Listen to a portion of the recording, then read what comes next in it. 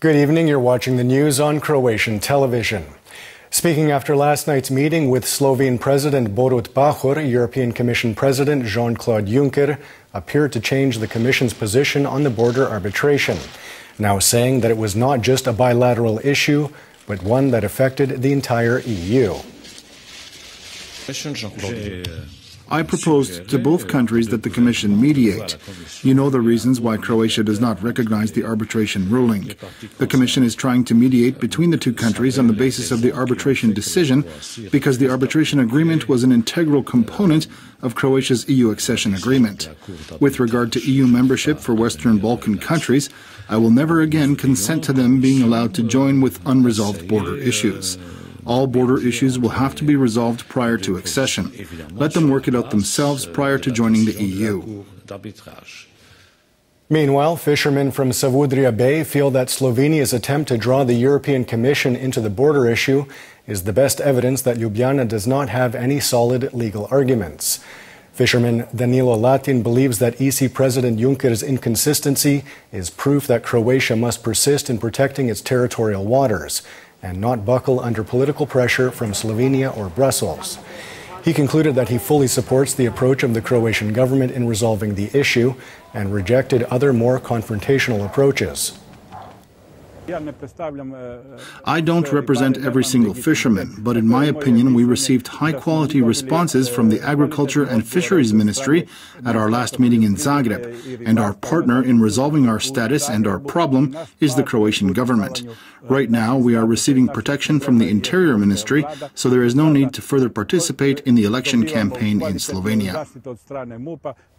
After most called on the government to declare an exclusive economic zone along Croatia's Adriatic coast yesterday, the biggest opposition party, the SDP, today called on government to take a more proactive approach in resolving the border issue.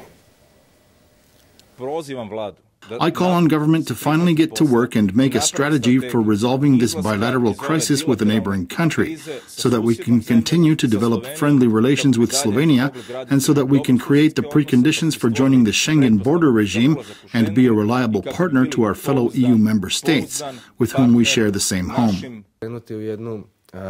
I would not call it a diplomatic offensive, but we definitely need to start a stronger campaign, in which we must explain to our colleagues and friends in the European Union why we do not accept the arbitration ruling, and how we feel the issue can be resolved.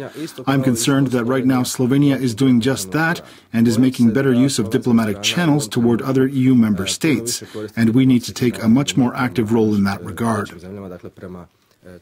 Croatian members of European Parliament also commented on the Juncker-Pahor meeting and the European Commission President's offer to have the EC mediate in the dispute. Juncker's statement was quite contradictory. On the one hand, he called for a solution in line with the arbitration ruling, while on the other, he said that no one in the EU cares about the border dispute. I, however, will refer back to the Croatian government's proposal, meaning the legal framework presented to Slovenia, and I hope that we will stick to that proposal. We want to resolve this bilateral issue through dialogue. There is nothing really new here, because it seems to me that after 6 months of attempts to convince Zagreb through bilateral means to accept the arbitration ruling, Slovenia's new strategy is to once again throw this hot potato to the European Commission, which would then definitely have to adopt an operational plan on how to proceed. In other news, President Kolinda Grabar-Kitarović was in Turkey today, where she met with her host, President Erdogan. Along with bilateral relations, the two leaders also discussed the situation in Bosnia and Herzegovina, agreeing to help Sarajevo implement reforms. Croatia supports amendments to the election law, which would put the Croat population on equal footing with Muslims and Serbs. Meanwhile, in Mostar, the presidency of the HDZ Bosnia and Herzegovina and the Croatian National Assembly also called for the election law to be changed. They want to ensure that at the coming October elections, Muslims and Serbs are not able to decide who will represent Croats in political bodies in Bosnia and Herzegovina. With every proposal we put forward, we will avoid the temptations of others to characterize our proposals as an attempt to divide Bosnia and Herzegovina. Every proposal we adopt will be rooted in the idea of strengthening Bosnia and Herzegovina, but also ensuring absolute equality among all three constituent peoples, which in this case means ensuring legitimate representation in the country's institutions. This is the answer to the existing situation of how someone else was able to appoint for Croats their benches in parliament, the president of the federation, and the Croat member of the presidency. And taking a quick look at sports, the European Handball Championships are just 3 days away. Croatia is hosting the event and will play its first game against heated rivals Serbia in Split on Friday. Coach Lino Červar's team is wrapping up its preparations in Split's Spalady Marina. The fans love us here and give us plenty of support, just like they did in 2009. So I'm not scared of Serbia or any other opponent in the tournament. That game starts at 8:30 local time. Meanwhile, in tennis, Croatia's Dona Vekic is through to the quarterfinals of the WTA tournament in Hobart, Australia, after beating Marketa Vondroušová of the Czech Republic in straight sets, 6-4, 6-4.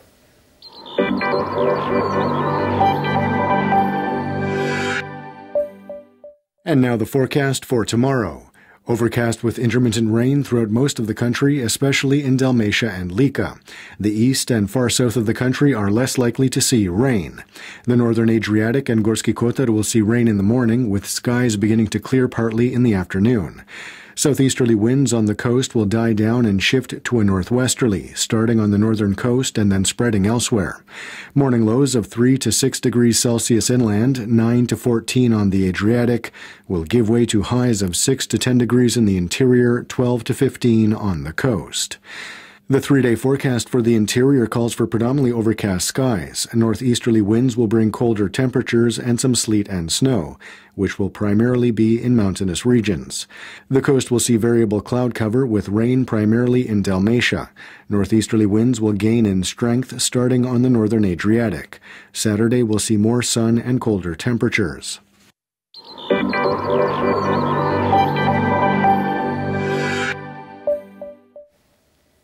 And that wraps up the news. Be sure to join us again tomorrow night.